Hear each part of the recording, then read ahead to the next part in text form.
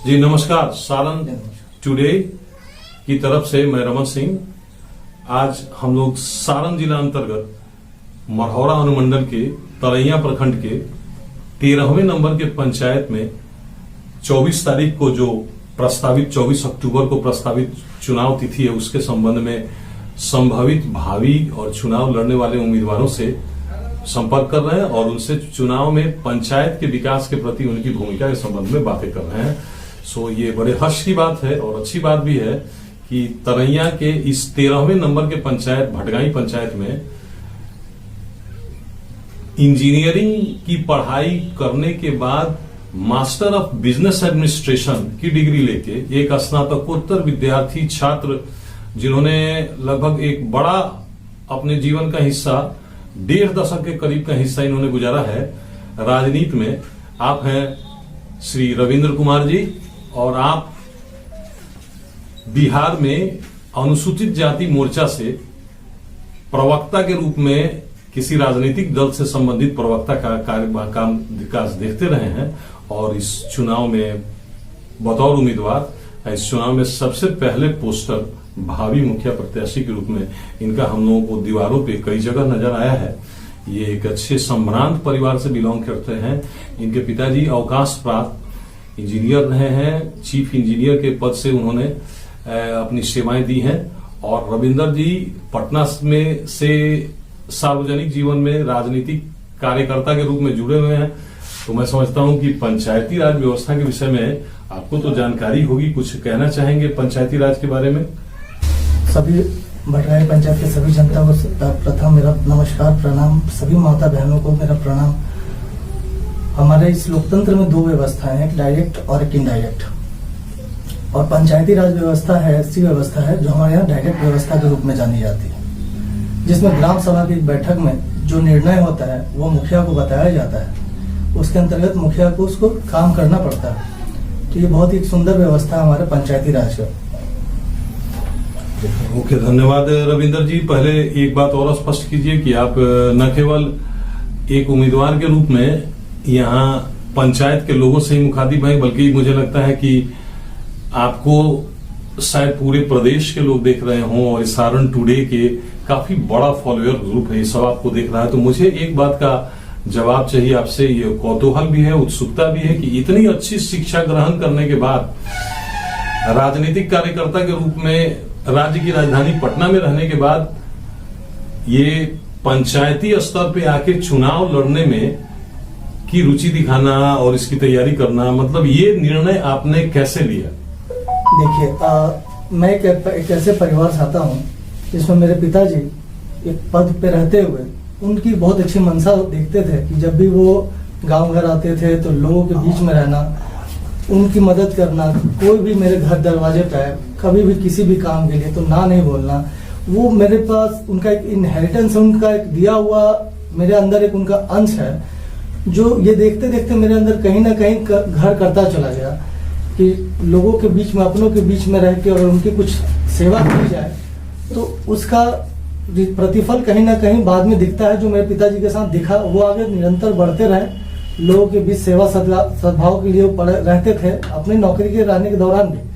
तो ये उनका ही एक गुण है जो मेरे अंदर था और धीरे धीरे ये मेरा एक पॉलिटिकल इंटरेस्ट भी हो गया इसमें और इस वजह से मैं इस पार्टी के माध्यम से जुड़ के लोगों के बीच जन सेवा के माध्यम से पहुंचा। और रही बात इस पंचायती राज की, तो मैं हमेशा से इस जिला का ही वासी हूँ।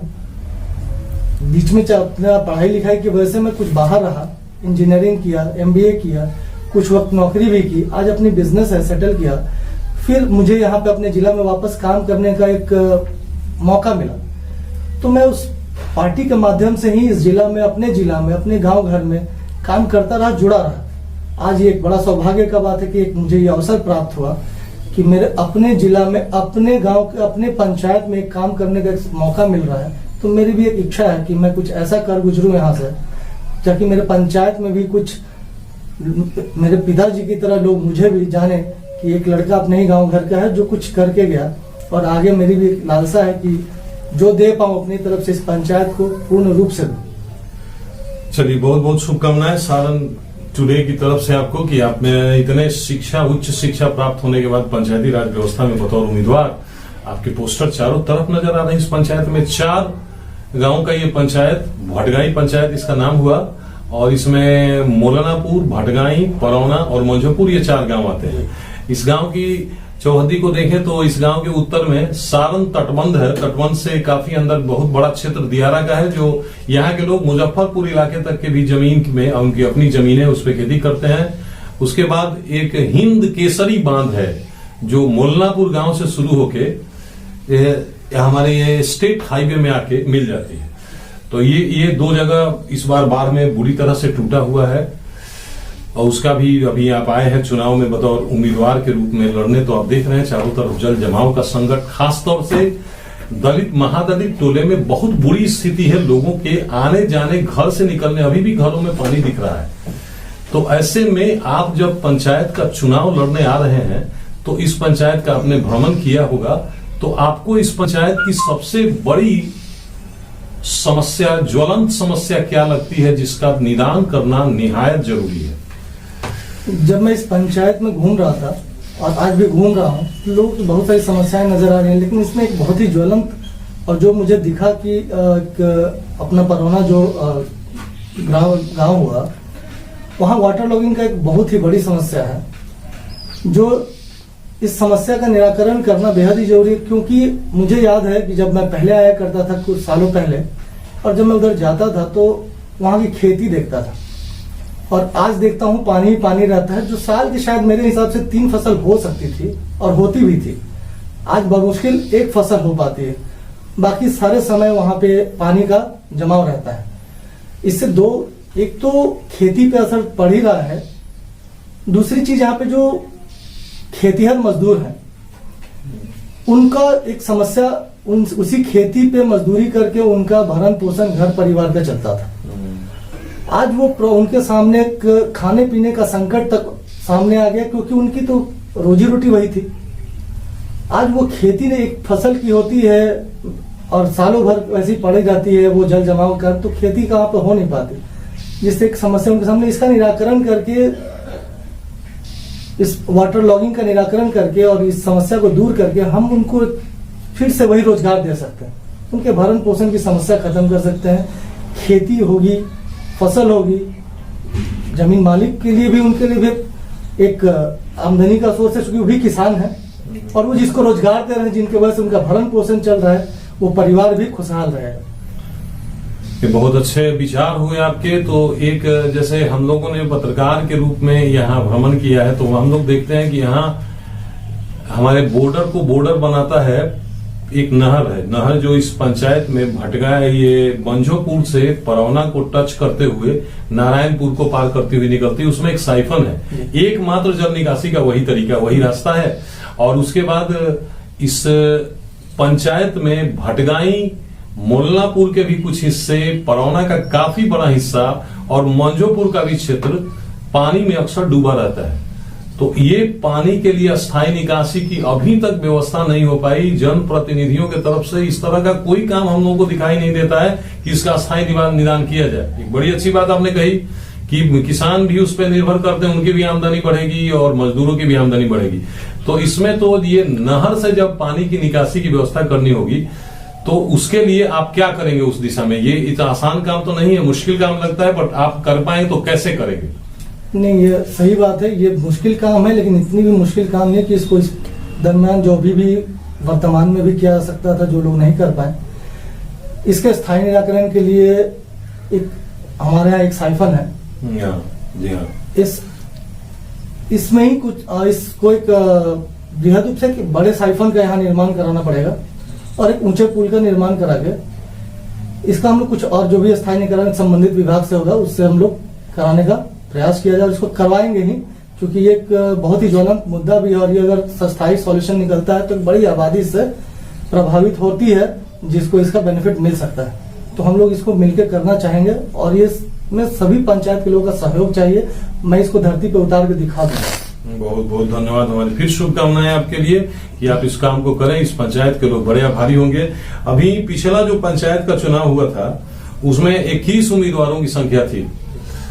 इस बार अब तक जो जानकारी हमको मिल रही है, अभी तो नामांकन होना बाकी है और नामांकन के बाद नाम वापस लेने की तिथि होगी, फिर जाके आंकड़ा पर कुल मिला के हमें दर्जन भर से ज्यादा नाम सुनने को आ रहे हैं। हम लोग भी क्षेत्र भ्रमण के दौरान ऐसे ही लोगों को चिन्हित करते, उनसे पूछते भी हैं कि किस तरह से इस पंचायती राज व्यवस्था में आप कैसे उम्मीद करते हैं, क्या लेके आप जाएंगे यहाँ के मतदाताओं के बीच कि वो आपको इस पंचायत के मुखिया के रूप में अपना मत बहुमत के रूप में प्रदान करे।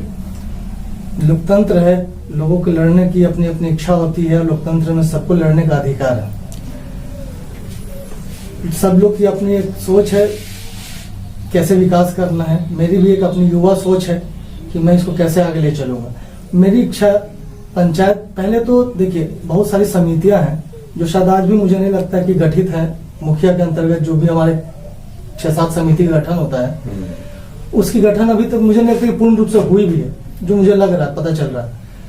फिर एक ग्राम सभा होती है जिसकी बैठक मुझे जहां तक पता चल रहा है कि शायद साल में भी एक बार ना हो पाता हो, जो कि 3 महीने में एक बार कराना चाहिए। इन सब चीजों को तो मेरा एक जो भी पंचायती राज की व्यवस्था जो एक हमारे अंतर्गत हमको मिला हुआ है, उसके अंतर्गत जो भी हमारे समितियों का गठन है उसको करके सुचारू रूप से काम करने का व्यवस्था किया जाएगा। और विकास की जो योजनाएं हैं वो सिर्फ कागजों पे दिखती हैं, उनको धरती पे उतारने का काम किया जाए। और इसमें एक चीज है कि यहाँ पे कुछ पारदर्शिता की कमी है। कुछ जो भी योजनाएं आती हैं शायद वो कागज पर आ जाती हैं, हमारे लोगों के बीच नहीं जाती हैं। लोगों को ये पता ही नहीं होता है कि किसी सड़क का योजना है, वो सड़क कागजों पे बन चुकी होती है, लेकिन सड़क दिखती नहीं है। लोगों को ये नहीं पता कि यहाँ से यहाँ तक की सड़क बन चुकी है, क्योंकि वो दिखती तो है नहीं, उनको पता ये तो योजना आया ही नहीं है, लेकिन वो योजना जा चुका होता है आके कागजों पे। इसको एक पारदर्शी रूप से करने का एक हम लोगों का विचार भी है कि इन सब की योजनाओं को पारदर्शी रूप से लोगों के बीच रखा जाए। और अगर कोई योजना है उसको उनके सामने रख के और यहाँ के लोगों के बीच से उन्हीं को उस योजना को देखने के लिए उसी लोगों के बीच से लोगों को लाया जाए, ताकि वो वहां बैठ के उस योजना को क्रियाकलाप उनका जो भी हो करे, पूरा करे उस योजना को। और उन लोगों के बीच में एक एक चीज उनको पता होना चाहिए, पंचायत के लोगों को, कि इसके क्या अनुमानित मूल्य था, क्या काम हुआ नहीं हुआ, सब चीज उनको उनके सामने होना चाहिए पारदर्शी रूप से। तो कागजों पर नहीं, ये जमीन पर दिखना चाहिए, लोगों के बीच में सारा योजना पारदर्शी रूप से आना चाहिए।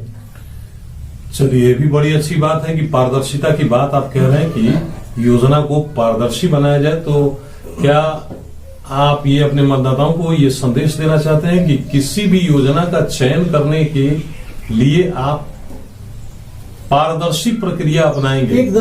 एकदम अपनाएंगे। ये बिल्कुल पारदर्शी प्रक्रिया ही अपनाई जाएगी और पंचायत के लोग ही इन्वॉल्व होकर उस काम को आगे करेंगे।